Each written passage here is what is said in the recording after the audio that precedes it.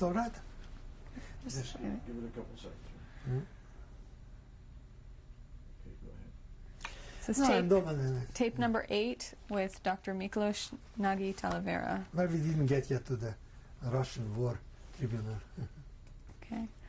Can you please continue with the sentencing you were talking about? Well, sentencing, well, I told you, and after this kind of trial and this kind of tribunal, I was sentenced to 25 years of corrective labor on the territory of the Soviet Union. That was the end of the trial. And then I was taken to the transport prison, where they organized the transport to Russia. That was in Baden, near Vienna. And I was taken to Neunkirchen, about 50 miles away from there. And from there I was taken with the transport in August, the end of August, to Lvov, to Lemberg, to the western Ukraine. What was going through your mind when you heard the sentence? Well, I was not much worried about it, to tell the truth, because I knew that something will happen in the international situation as it was in 1949. NATO was formed, the Berlin blockade was still going on, China became communist, America got involved in Europe, and finally the Russians exploded their atomic bomb. That it is certain that I will not sit 25 years. What I didn't know that in Siberia you can die in a few minutes. You don't need 25 years for that. Well, somehow, you know, my time in Auschwitz put things into perspective, you know. How did you originally communicate with the Soviets? Did you speak Russian? No, but I learned fast, because I had a good understanding of Serbo-Croatian, another Slavic language. So I learned fast because it was important to communicate. I learned fast. By the end of 1949, I had a very good command of Russian. When was the date that you were sentenced, do you know? No, not the date, but it was in the end of July 1949. That I remember. How had you communicated with the Soviets before you spoke Russian? Interpreters. And they were not daring, you know, to talk with the investigating officer before me, because the bastards knew that I understand much what they are saying, you know. So when they had something really sensitive, they wrote it down on a piece of paper and did it to him. Those interpreters, most of them were really low-life people. They participated in the tortures, you know. Believe me that their duties were way beyond translation. Did they know that you were Jewish? Yes, I told them. Besides, they knew it from Hungary anyhow. They were cynical bastards. They knew not only that I'm Jewish, that I am a Zionist, you know, and they promised me that when I go to Russia, they will take me to Birobidzhan, you know, to the Jewish autonomous region. Where did they actually take you? Not to Birobidzhan. Well, this was the time where they took me first to Lemberg, and from there they organized Lvov. There they organized the long transport, and from Lvov I was taken directly to Siberia, to Tashet, in the Irkutsk region. And there was this long line of camps along the railroads, which were built by prisoners, which was the BAM, Baikal-Amursky Magistral. Baikal railroad track lining up, connecting with the Amur River in the Far East, parallel to the Great Siberian Railroad, you know. And there were, of course, everything was built there by prisoners, you know, I mean, and there were camps there, you know, along the railroad. And there I was beginning to travel around, from one camp to the other. Why did you travel around from camp Because to camp? they sent me. Because I made one escape, and after that, no commander wanted to take the risk to keep me in the camp. How did you try to escape? The Russians arrested me first in September 1948 near Vienna in Mödling. And they didn't put me down to the basement, but they put me up into a room. It's a kind of a temporary arrest. And I made out of 2 sheets thing which I can climb down on, and I jumped into an Austrian court trial, and I ran into Vienna. And I managed to get away. That's all. How did they catch up with you? Well, I told you that in January, then they made already a definite attempt to arrest me and kidnap me from Vienna. What I should have done, and what everybody advised me, I should have gone from Vienna to Salzburg, into the American zone, and that would have been already a different story. Even so, I lived in the French zone, but that never embarrassed the Russians. Never any international agreement embarrassed them. Look what they are doing now. They joined the Council of Europe, and they told that you cannot join the Council of Europe if you don't abolish the death penalty. They signed the paper, and after that they happily execute by the dozens the people, right?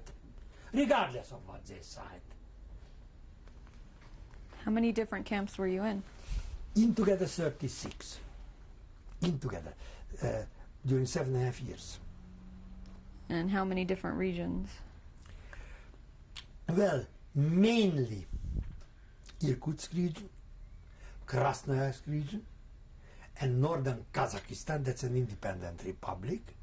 But I was also exported as a prisoner to Mongolia, which supposedly is an independent state, right? And then to Kolyma, extreme Arctic Russia.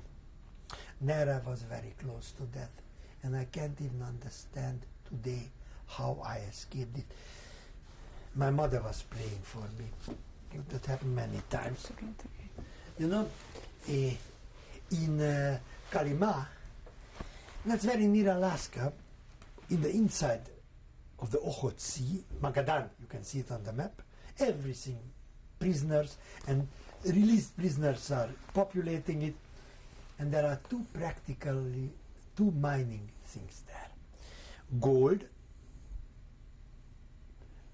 which is mined in 60 degrees minus and more cold temperature, but that's very bad, and it is miserable, and the food is inadequate, and the treatment is bad, and anything else, and work is hard. But there is something more horrible there. And the commander threatened me that he will send me there, but somehow my file got mixed up, and I didn't. Uranium mines. They sent down prisoners to the uranium mines to work and to get out uranium for their nuclear weaponry without any protective clothing. From there, I didn't see anybody to return. Those wretched prisoners work as long as they can, and then they are dying, from radiation and everything, or bad food, or cold, or all the three. And I had an argument with one commander, and I am not exactly a pacifist by nature. And he told me, I will send you away in the uranium mines. Izagniyosh tam padla, and you bastard, you will rot away there. And I just looked up to him. I thought, well, what do they threaten people with in the Soviet Union? Listen to him. What do they threaten people with in the Soviet Union? What kind of threats are in the Soviet Union? Я тебе пошлю в ядерных рудниках, I will send you uranium and там загнешь. You there, you will rot away alive. But it didn't come to it. If you ask me how, I don't know. Was my file misplaced? Was somebody picking out the file for me without me knowing it? I wouldn't have returned from there. I wouldn't sit before you if I would have been there. What kind of work did you do? Well, you must know one thing, Miss Shlomit. In the Gulag, there is only heavy work. I was doing heavier work than for the Germans.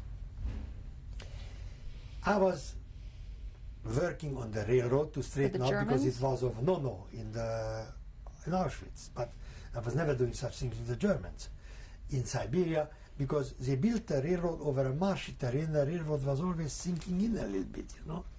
So you had to bring it up to the level, right? I was building in buildings, I was working in copper mines, I was working only in difficult things. And I had luck. For 2 years, again a Jewish doctor, Dr. Kagalovsky from Moscow. When I got to the hospital because my condition was very bad, Dr. Kagalovsky, again, he was the chief. He was a very well-known Moscow doctor. He was there because of Zionism, you know. And he held me there in the hospital and gave me a kind of care of sick people, you know. It's a hospital nurse job. So I was not working in this insane Siberian cold, but I was working inside, right? And I was having decent food, and I was having relatively easy work to do. It's easier than to work in gold mines or in uranium mines or railroad construction in 50 degrees minus, right? So I had much easier job and much better food. What were the conditions in these camps? Well, they were uniformly bad, but there was a great deal of difference between camp and camp. It depended very much on the camp commander. How he organized the food supply, how he organized the labor, how he enforced, you know, the labor quota, and how he treated the prisoners. Can you give some examples of the different camps? Yes. Well, maybe the two working camps which I give you examples is 07 in the Irkutsk region and 030 in the Irkutsk region. The two camps are only about 20 miles from each other along that railroad. In the 07 camp, there is hard work, lumber cutting, all right, but under the circumstances, very conditionally. Don't think about that is anything like as for the North Slope oil workers in Alaska. The food is that you can survive on it, and when you work hard, then you get even more from that simple food. No excesses in treatment are allowed, although the brigadier can hit you and beat you, but he cannot starve you and cannot kill you, you know, the work supervisor. This is 07, and the political commissar, I remember his bastard's name, you know, he was a bastard, but a benevolent bastard, called Steparenko, Captain Steparenko. He is not going insane. On the other hand, 030, there is lumber cutting. You have to go about 6 or 7 miles in snow up to your chest to work. Then you have to work. Sometimes, you know, way over the time. Maybe maybe for me. Okay, keep going. How can I go with this? Yeah. Are you coming? Please. No, please continue. He said he'll call later. Who is this? Who is it? Okay, please continue. Who? Sevilla. Dara Sevilla, yes. Good. Let him call later. You're welcome. You're still rolling. Yes. So here is another thing. the food supply, which is the same norms, the same quota, you know, but you get it rotten, you get not meat but salt herring, but when you tear the salt herring apart, there is such a worm moving in it up and down, so you throw away the worm and you eat the herring, right? You must stay alive. But what is most inhuman about it, that the work is unbearable. You are cutting lumber, and because of, they say, security reasons, that they cannot, the guards, allow a big area that we should work, they press us together in a small area, and when we cut out the pine trees, they are falling down and killing the prisoners or wounding them. Because there is no room for them to fall, you know? And the commander, his name was Yefremov, is a devil.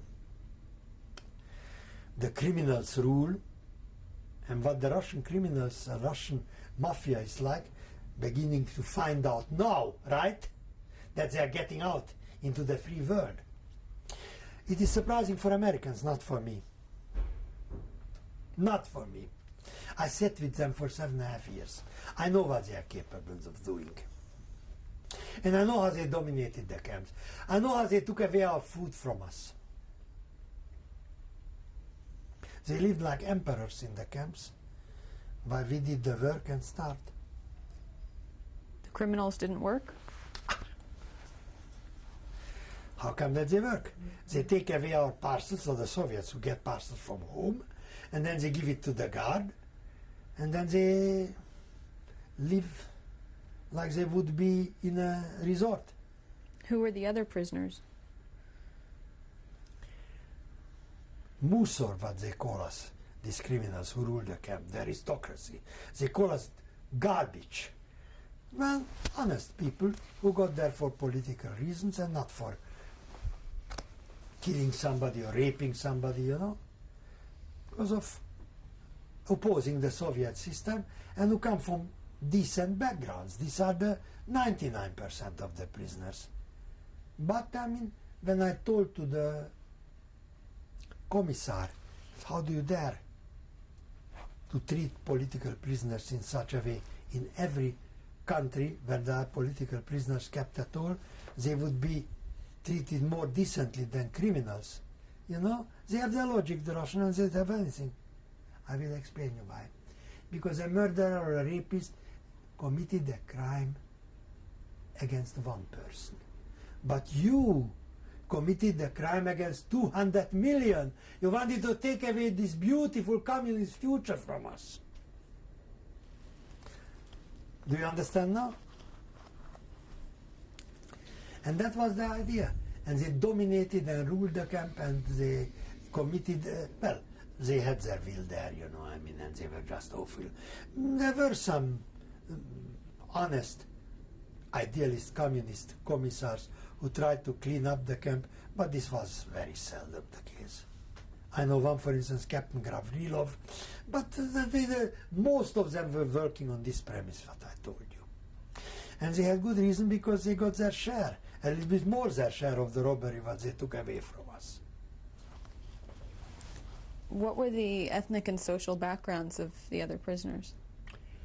Well, I was in a special camp. There were 7 which were selected after 1949, Ozerlag, Osobeni Zakriti Rejimni Lagera, a specially closed disciplinary camp for the worst kind of political prisoners and the worst kind of criminals, you know? And there were less Russians, there were many Ukrainians, many Baltic prisoners, Estonians, Latvians, Lithuanians, and of course all Hungarians, Germans, Austrians, Poles, Romanians, you know, Bulgarians, from the new colonial empire. What about Jews? Well, I mean, if there were Jews among them, there were Jews among them. It didn't help them too much. Of course, all Zionists went automatically there. All Zionists. All Zionists, Russian, Ukrainian, Polish, what not Zionists, White Russian, Belarus, Baltic Zionists. I met many Zionists there, some important Zionist leaders, as I found out in Israel. Berger or Hesselson from Vilna, Berger from, what's his name, from Krakow, you know, Paul, Lithuania, and Yedekin from Latvia. They told me that they are there since 1940, since the Russians came in. That in the 1950s. When they got into the Baltic states and when they got into Poland, by special lists, you know, they arrested all Zionists. And there was a Kramer, a very good lawyer from Chernowitz, you know. And I could go on and on and on. What was the spirit there? I will tell you. Well, it got always worse, and it culminated during the Moscow doctor trial, you know, and when the Israelis blew up the Soviet embassy, you know, etc. But they don't look at it that way, that there was cause and effect.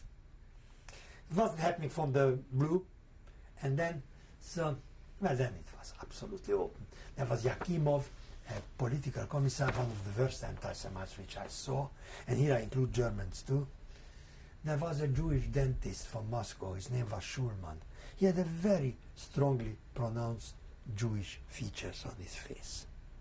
So he comes in during the Proverka, during the roll call, you know, and he sees this Jewish face with 6 Jerusalem and 8 congregations of Beit Shalom on his face, you know. He had a polypiece, you know. Ha, Amelia, what's your name? So he answers, Schulman, which is a typical Jewish name, right there. Schulman. Zrazu vidno. You can see it immediately on your fuck face. Your name is written on your face.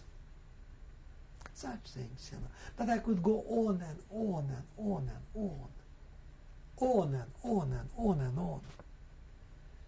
There were some Ukrainian SS in the camp, and after the light was put out, they entertained each other with reminiscences. How they raped the Jewish girls in the ghetto, and how they raped the Jewish girls in the concentration camps. And I had to listen to that, you know, entertainment, you know. Strictly on masochistic lines, you know, sadomasochistic lines, anything else. And then I noticed that 2 guards come into the barrack, and they stand there and they enjoy, you know, these reminiscences, and they listen. Not that they would have taken any measures, they enjoyed it. And I could go on and on and on and on and on. There's no end to it. Were there any German SS prisoners? Oh yeah. I tell you, well, they were not exactly popular with the Russians, but they were treated better than the Jews were, and they were absolutely decent with us. I don't remember a single argument with a German in the camp that doesn't wash clean what they did. There was a professor from Sachsenhausen, and he was there because of medical experiments in the concentration camp. There was another doctor, Dr. Goris, who was a doctor of the SA, had also some very, very dark Nazi past, you know? But in the camp, they were decent. Of course, they felt that they are a minority too, right? Anyhow, I had no problem with the Germans as such. That doesn't mean that I necessarily trust them, you know.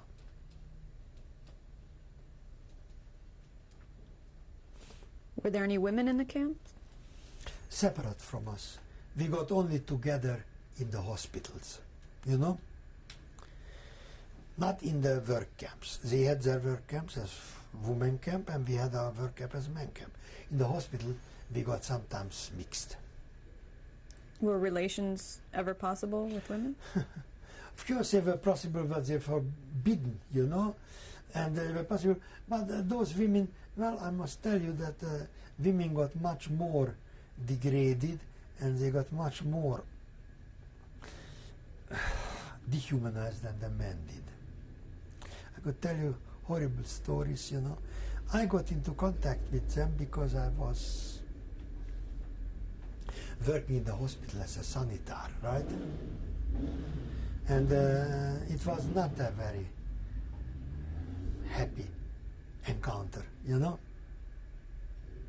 As a matter of fact, the guards feared the women more than they feared men.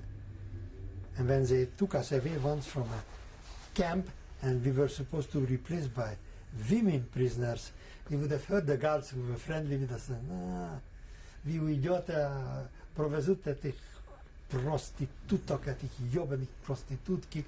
You are going away, man, now, and they bring this damned, you know, I don't want to use the F word, you know, prostitutes here. And I ask him, what are you so afraid of them? What are they doing? Что хочешь они сделают? Name it and they do it. And when I saw in the hospital what they are doing, then I saw that this was not an exaggeration. Well, I don't know whether this interests anybody, but I could tell you such stories. You can take it from one thing, not from the ridiculous thing, but rather to what an extent they are able to degrade in a socialist system where they say that the man is the greatest value, the human being, to what extent they are ready to degrade and what extent they are succeeding to degrade people. You know what were worse? In Russia, prison responsibility started with 12 years of age. And these teenagers, well, it goes so. The men with the criminals were bad enough, the mafioso and the prisoners. The women were much worse, and the worst were the teenagers between 12 and 18. Those were the worst. What happened to them? What happened to them? They got better treatment than we did, and then they acted, you know, in such a way that it certainly surpasses your imagination. They did things, everything what you can imagine, plus certain things which already surpass your imagination. Can you give some examples of? Oh, if you really want to, I don't know, I can, you know, I mean, copulating, you know, and oral stimulation and oral sex in mass groups in public while the guards are looking on. And when a guard protests, a little punk, I don't know, maybe he was 12, 13 years old, climbs up on Ivan like in a tree because he was 6 foot taller, bites into his nose, jumps off and disappears amongst the other one. Should I continue? We're going to stop and change the tape.